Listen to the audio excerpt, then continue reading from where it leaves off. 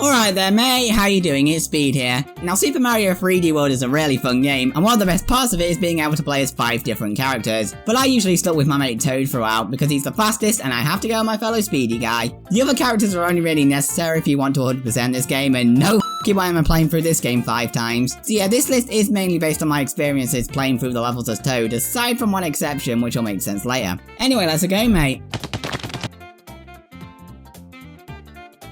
Okay, kicking off this list, we have a stage with only 30 seconds, though you can add 10 seconds before the clock's skied everywhere. But with that strict time limit, you've got to leg it. But if you go too fast, the fire bro can easily catch you out. And if you don't have a power up when you get to the second to last fire bro on these towers of Goombas, well, you could be in trouble. As far as I'm aware, the only power up is right at the start. This stage is pretty much identical to an earlier stage, like the whole of World Mushroom and Flower. But the green stars have also been slightly altered. The first and third are in plain sight, but the second one is up here, and without a catsuit, well, I hope you know about these invisible blocks here, because I sure as hell didn't during my playthrough. So I had to wait for this swamp, and that took up a lot of time. And seriously, if you went to this clear pipe near the end with less than 10 seconds, RIP!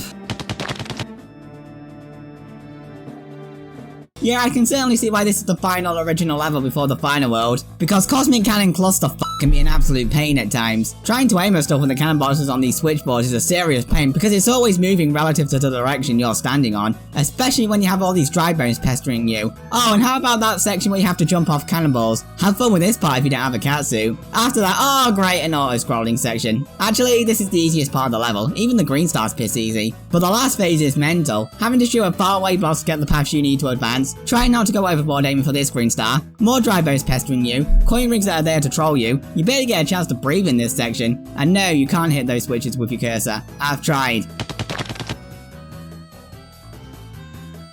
Okay, so whilst I was playing through this game, I noticed one level in the penultimate world causing me more trouble than I remember. Red Hot Run. This is one of those levels where you only have 100 seconds, but that's more than enough time to get to the end. Even if you do this section with...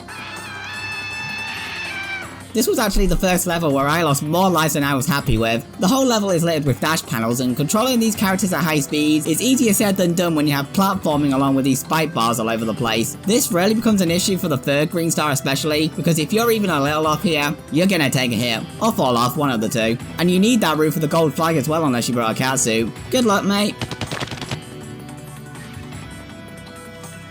So you'd be hoping for the last mystery house, a really cool challenge. Instead, all but the last 2 are either repeats or variations from previous levels. Ow, 30. Yeah, it's a marathon, alright. Most of them are fine, but there's a couple that do stick out, like this one with the Goomba shoot. If you ram right into any of these bastards, you're not making it. Or how about this one with the dash panels and that rabbit, because this bugger moves nearly as fast as you do on the dash panels. Or how about being the complete idiot I used to be, killing off the piranha plants so they couldn't eat the fuzzies. You've got 10 seconds to beat each room, though it's more like 11. And that wouldn't be so bad if messing up once didn't send you right back to the beginning. Oh, I get to keep the green stars I collected? Honestly, if I haven't got all 30 of them, I couldn't give a sh**. So yeah, don't waste your time with those coins on the last one. Nico BBQ was right, those coins are evil. Well, I think the name of this level is pretty self-explanatory. You have to fight 5 rehashed bosses, mostly their easier versions and most of which you've already fought twice before. Kinkafunk is a waste of coding, these 2 are complete pillocks, and this guy's actually alright. Those 4 aren't too bad assuming you take them out quickly. You even get some green stars and a load of coins for beating them. Yeah, have fun getting them whilst the timer goes down. It's the histocrat bosses you should be concerned about. If you're not able to bounce on one of their heads and onto the other one, you're gonna lose like half your time on this fight alone, which is a problem when there's the freaking motley boss blob at the end who sends shockwaves everywhere. Good luck not getting hit by one of those. And the only clock in this level is after this fight, and there's no checkpoints anywhere, so if you don't know these bosses inside out, you're screwed. Sometimes the stage on its own isn't actually that bad, it's when you're trying to 100% it that it can get nasty. And nowhere is this more apparent than with Piranha Creeper Creek After Dark. The way green stars work in this stage is that each of the 3 areas you go through has a load of torches to light everyone in an area, and the green star appears at the end. Now the first and third areas aren't actually that bad, it's the second one in this platform-esque section that's a problem. Normally platforming in this game is piss easy with the cat and tanuki suits, but Fireflowers know exactly how much when every platforming is either moving or rotating over the deadly drink, which also makes aiming an absolute pain at times. Gets even worse if you get to the last 2 torches and you realise you've missed one.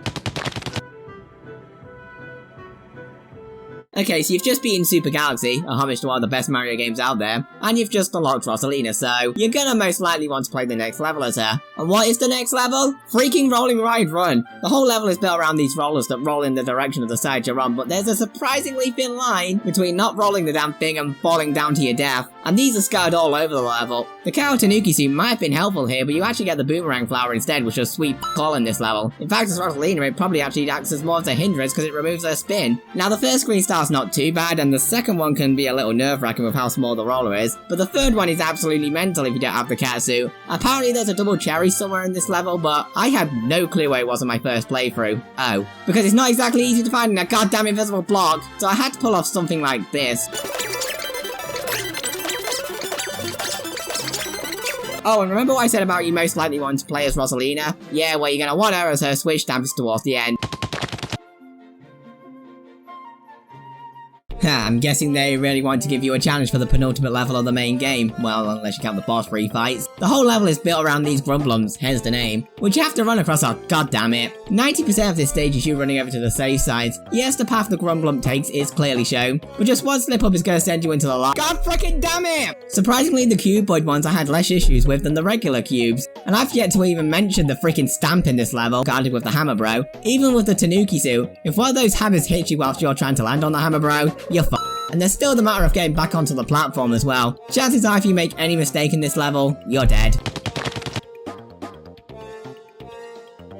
And here we have the worst world Mushroom Flower has to offer. Like the rest of the world, this is based on a level from a previous world, except now it's designed by freaking Satan. The whole level involves you platforming over blue lava on these platforms that rise up from the lava. They give you a Tanuki leaf very early on, and that's a good thing, because some of these jumps with Toad are insane to make without it. And even then, with all the dry bones, spike bars, and blue lava powder boos all over the place, that's not easy to keep, and these platforms are not patient. Surprisingly, the second half of this stage after the checkpoint is a lot easier since you're less likely to fall into the lava, but it's tricky not to take a hit on some of these rotating spike bars, and unless you want to take a risky long jump for the third green star, you might want to hang on to that Tanuki leaf, as well as the part leading up to the flagpole. This stage just doesn't want to give you a break, does it?